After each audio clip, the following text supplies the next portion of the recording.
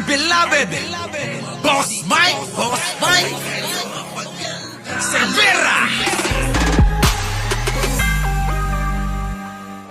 Isa pa mga kababayan ko, itong kakampi mo, Sara, na sinasabi mo na hindi kayo nananawagan ng Marcos resign, sa imong mata, sa imong lulot ba?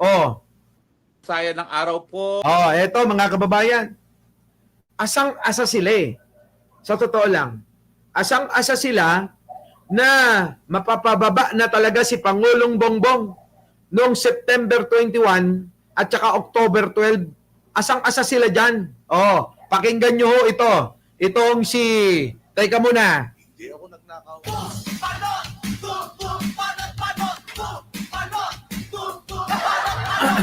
Ito na. Tingnan nyo, pakinggan nyo ho itong si Roque ha. Kung ano yung sinasabi. Kakampi ni Sara to. Baka akala nyo, magkahiwalay ba to? Ibang grupo ba si Roque? Kaninong grupo to? Kung hindi grupo ni Sara, baka naman mamaya sabihin nila, hindi, grupo yan ni Bongbong Marcos. Hanip, mga kababayan, antindi, Antindi. Ito na, pasok. Sa inyong lahat, makasaysayan ng araw po, 12 Kanya? Oktubre, People Power 3. Kita nyo, mga kababayan ko, talagang inaasahan nila yung People Power 3. Bakit? Ano ba ang ibig sabihin ng People Power? Mga kababayan, pag People Power ba, mga kababayan, kailangan mag-celebrate si Pangulong Bongbong? Mga unggoy, mga kababayan to. Mga unggoy to. Ano yun, Sara? Yung panawagang People Power, ano yun? Papabor ba kay Pangulong Bongbong? Ibig sabihin ba? May paghanda kayo para sa kanya? Hahandaan mo rin ba ng baka? Tulad sa Davao, bakit hindi yon ang binigay mo sa kanya? Bagkos binigay mo sa mga rallyista. Di ba? Tandaan nyo yan mga kababayan, nagre-reklamo na nga si Pachuchay sabi rito, 1K likes lang, magli-5,000 na ho tayo mga kababayan. Pwede ho ba? Pwede ho bang humingi ho ng konting pabor mga kababayan ko? Mamaya ho, ipapaskil ko na ho rito yung mga nanalo, yung mga napili, hindi nanalo, mga napili ho ni Jen Angeles. Sabi ko sa inyo mga kababayan, mamimigay tayo ng 10 relo. Namili po kagabi si Jen Angeles kasi hindi kayo nanonood ng gabi. 10 relo po yan mga kababayan 10 relo. Ipamimigay po natin ngayong araw. Yan. LB, wala tayong replay, Johnski Thank you naman LB. Eto na mga kababayan. Pasok! Papalayasin na po natin lahat ng korap sa Kita nyo? DPWH, sa Malacanang, sa Kongreso, sa... Kita nyo? Lahat mga kababayan. Payakap daw. Boss Mike, payakap sa channel ko. Live ako mamaya. Pagkatapos ko, puntahan nyo si Papa Trix. Magla-live ho yan. Pakinggan yung maigi yung sasabihin yan. Dahil mas matalino pa yan kay Sara Duterte. Di ba? Sabi ni Remedios Rosario, mag 5K na po tayo. Wala pang 1K ang likes. Nagre-reklamo ito na. Balikan natin si Roque, mga kababayan. Ito na. Sa inyong lahat, makasaysayan ng araw po, 12 Oktubre, People Power 3. Papalayasin na po natin lahat ng korap sa DPWH, sa Malacanang, sa Kongreso, sa Senado. Galit na po ang taong bayan at pinararamdam na ngayon ang galit ng taong bayan. Galit ng taong bayan, Hindi nyo napansin? Hindi nyo napansin?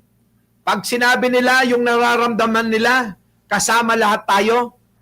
Galit ba tayo? Galit ba tayo kay Pangulong Bongbong? Aba, mga kababayan, hindi ho. Sila lang ho ang nagagalit pero dinadamay tayo. Pag nagsalita sila, kahit kakapranggot lang sila. Kahit C50, mga kababayan, idadamay nila lahat ng matitinong tao. Sasabihin, boses naming lahat itong mamamayang Pilipino. Saan kayo nakakita ng ganito? Ganito ang mga propaganda ng mga DDS. Ikita nyo, nag-rally sa harap ng Forbes Park. Di sana sumama sa kanila. Yung alin? Yung mga kaibigan ko sa Forbes. Kaso mga kababayan, nung dumungaw yung kaibigan ko, sabi niya, Brother Mike, putik na yan. Oo, sabi ko, bakit? Tumawag eh. Sabi niya, nandito na yung mga rallyista. Marami ba? Hindi, mga iilan lang, mabibilang sa kamay, sa daliri. Ako konti lang. Sabi niya, bakit hindi kayo sumama? Panawagan pala niyan para sa mga kurakot. Nako, parang ang hirap kong tiisin to. Bakit? Sabi ng mga kaibigan ko doon, tinatanaw nila Tanaw mga kababayan sa bintana Sabi, nako, hindi ko matitiis yung mga amoy nila. Parang mga taong kanal. Taong kanal? Grabe! Ngayon, alam nyo na. Kaya mahiya kayo. Mahiya kayo sa mga matitinong tao. Putik na yun, di na kayo nahiya. Ako na nahihiya para sa inyo. Yung sabihan kayo ng mga taong kanal, sa totoo lang, nung sinabi niya yon, nasaktan ako. Nasaktan ako mga kababayan Sabihan yung mga kababayan nating mga DDS, mahal na mahal ko yan Di ba? Alam niyo yan, lagi kong sinasabi, mahal na mahal ko ang mga DDS. Eto hindi. Eto, totoong nasa screen hindi ko mahal yan. Baka mamaya mga kababayan maghanap sa akin ng tsupa-tsupayan. Di ba? Mahirap na. Mahirap na mga kababayan. Mamaya talakayin natin yung tsupa-tsupa na yan Baka mamaya mamali kayo ng tinutukoy ko. Sabi mga kababayan nako, Diyos ko, Boss Mike, parang hindi ko kakayaning makihalubilo. Kahit gusto ko man, na kahit papano makiosyoso, hindi ko kakayanin. Ang papangit ang babaho. Anong ang papangit ang babaho? Sabi niya, hindi, mali. Ang babaho ng itsura. Alam nyo, minsan mga mayayaman, mga matapobre talaga Pero hindi nyo naman masisisi, di ba? Kasi yung nakasanayan. Kung kayong mga DDS nakasanayan nyo yung pagiging taong kanal, sila hindi. Mga don, donya, prinsipe, prinsesa Biruin mo sa bahay nila. Tatatlo lang sila. Ang katulong nila, 8. Saan ka nakakita ng ganun? Mas marami pa katulong kaysa sa mga taong nandoon. Kita mo? Tapos ito pa, mga kababayan ko. Sasaktan talaga ako. Muntik na akong maiyak, mga kababayan nung sabihin yon. Kasi mahal na mahal ko kayo. Lagi kong sinasabi sa live ko yan, mga DDS, mahal na mahal ko kayo.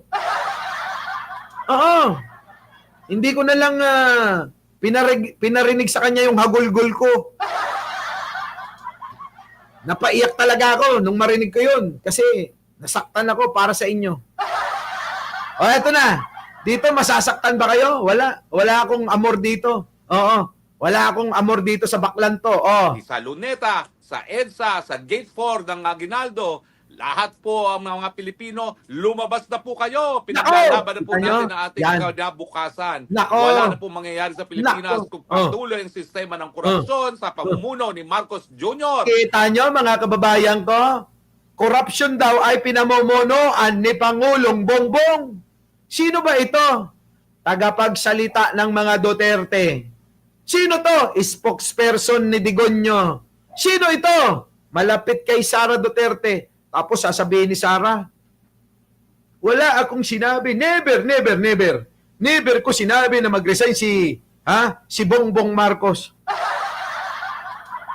Ang sinungaling, Sobra. Kasinungalingan ni Sara, maniwala kayo. Ibang level, mga kababayan. Kung kasinungalingan lang ang pag-uusapan, matindi talaga, mga kababayan. Ang kasinungalingan. Sa bagay, lahat naman sila. Tuloy. Ni Tambaluslos at ng mga congressman at senatong na mga walang silbi kung hindi magnakaw na magnakaw. Magalit na po tayo dahil pag tayo hindi pa nagalit, naku po, wala pong pagbabago sa ating Kita nyo mga kababayan, magalit na raw kayo. Magalit na raw kayo, sabi ni Roque. Sa mga Pilipino, magalit na kayo! Ayan, nagalit sa inyo yung mga taga Forbes Park. Di ba? Oh, tuloy! Punan. At talagang kawawang-kawawa na po ang ating mga kabataan. Alak ka, mga kababayan, oh. Oo. Oh. Mukhang mataas na yung sugar niya. Di ba? Boss Mike, hindi na yan magkakauwi. Oo, sinabi mo pa. Yung mga nandyan na po sa rally sa Luneta, yung mga nandyan sa rally sa Menjola, nako, maraming salamat po sa inyong kabayanihan, ha? Manindigan po tayo, paglaban natin ng karapatan. Oh, yung mga iilan daw. Yung mga tatatlo, apat, lilima, na tumpok-tumpok. O, paglaban nyo raw yan. Yung 4, 5, umabot naman ng 50, awa ng Diyos. Yan, sila yung nananawagan ng people power. Wala stick, 50 na nananawagan ng people power. Saan ka nakakita niyan? Di ba? Tama na po, sobra na po. Labas na po tayo sa lansangan. Tama na po yung ating pa-video-video, pa-Facebook na kailangan po. Nandun na tayo sa lansangan at ipakita natin ang sama nating lakas at diskuto sa mga kurakot sa lipunan. Kailangan ang punteriya mo, si Marcos Jr., sabi mo kanina. Walang iya kayo. Kita nyo mga kababayan ko. Ha? Si Pangulong Bongbong Marcos, nandun na naman. Oh, sino ho nakakatanda? Sino nakakatanda nung sinabi niya na na ipunin natin ang tubig, wag nating sayangin.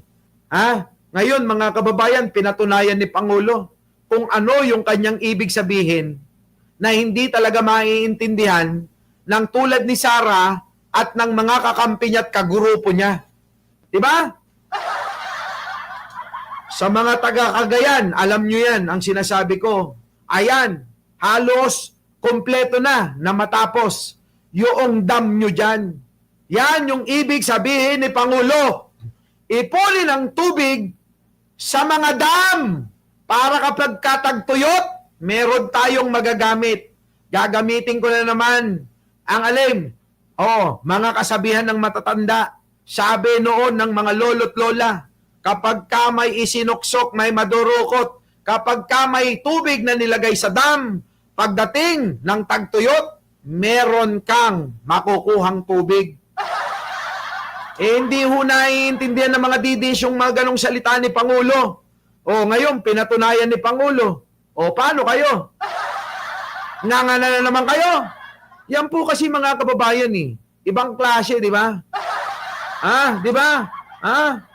Muryot na gamin. Alam nyo yung muryot, ang mga kababayan ko? Oo, yung hindi ho maiintindihan kung ano yung pag-uugali kininayo amin. Kininayo amin. Wala talaga mga kababayan. Hindi nagtatanda Hindi ba, naku, ewan ko.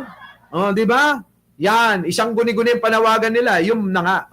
Eto na. Tuka na po yung sistema ng korupsyon dahil wala po mangyayari sa ating mga kababayan kung talagang lahat ng pondo ng bayan linalamo ng mga buwaya. Kaya lahat po tayo. Di ba ikaw dati naglamon ka rin? Si Sara nilamon din. Pare-parehas kayo. Huwag niyong isasama si Pangulong Bongbong Marcos sa mga magnanakaw na katulad nyo. Huwag niyong gagawin yan. Di ba? Ang bobo, tanga, sila boss. Di ba? Mga Ilocano marunong mag-translate. Magsabi, subi, yan, magsubi. Yan, magtabi or mag-save. Yan, talaga. Tayo ngayon dapat lumabas na sa lansangan. Hindi na po tayo pwede magmiron. Hindi na po tayo. Wala na! Ngayon, napatunayan nyo na. Wala na talaga. Todong-todo na ho sila Lahat na ho ng pwedeng isama sa kanilang mga plano, sinama na. Sino? Si Chavit. Kita nyo? Sino? Yung tagapagtanggol ng mga Duterte, si Panutsia sa Senado. Sino? Etong sinto-sinto, mga kababayan, na nanawagan ng people power daw. Itataya daw yung buhay niya. Pero mga kababayan, isang saglit lang, umuwi na. Saan ka nakakita ng ganon, mga kababayan ko? Sabi ni Kiko Barsaga, itataya ko ang buhay ko para sa bayang ito. Tapos mga kababayan, ay nako, oo, nabisto yan. Pagkatapos magbigay ng mensahe, nagmadaling umuwi. Oo, mga kababayan, para maglaro ng Plants and Zombie. Candy Crush pala, Candy Crush. Our beloved Boss Mike Cervera.